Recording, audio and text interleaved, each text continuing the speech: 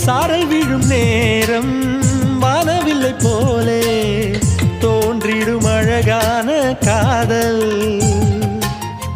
ஓசையின்றி வந்து உள்ளுக்குள்ளே வாழும் இளமையின் சங்கீதம் காதல் ரயிலின் ஓசை இங்கே சுகநாத ஸ்வரங்களாக இதயம் இரண்டும் இணைந்து ஓடுமா அழகு பாதம் பார்த்து அவன் சுப்பிரபாதம் பாட சிலுங்கும் கொலுசு சுருதி சேர்க்குமா கோடி கோடி மின்னல்கள் ஓடி வந்து பாயுதே